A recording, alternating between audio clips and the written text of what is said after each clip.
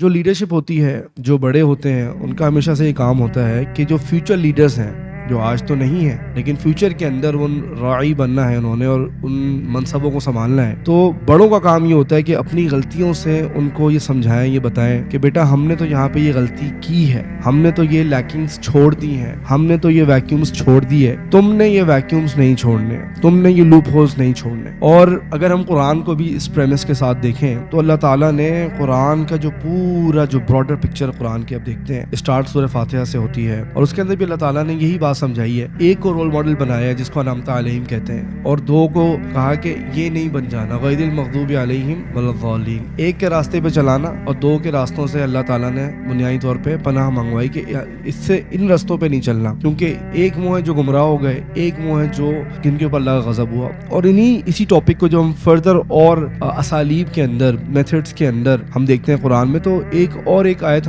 ہمارے مائنڈ میں آتی ہے، وہ ہے کانسیپٹ آف لا تکونو، کہ اللہ تعالیٰ نے قرآن میں یہ بات بیان کی ہے کہ اے لوگوں جو ایمان لے کے آئے ہو، یا ایھا الذین آمنوا لا تکونو، تم ان کی طرح نہ ہو جانا، لا تکون نہ ہو جانا کالذین، ان کی طرح جنہوں نے کیا کیا ایکس وائی زی یہ سارے معاملات کیے۔ تو اللہ تعالیٰ بھی ہمیں ماضی کی غلطیوں کا جو ہے نا، جو لوگوں نے کی، جو قوموں نے کی، جو پیرش نیشنز نے کی، ان کو بیان کر کے اللہ تعالیٰ یہ بات سمجھاتا ہے کہ دیکھو انہوں نے یہ کام کیا اور وہ برباد ہو گئے اور وہ کہیں بھی نہیں ہے آج، اور جنہوں نے اچھے کام کیے دیکھو ان کے ساتھ کیا کیا معاملات ہوئے۔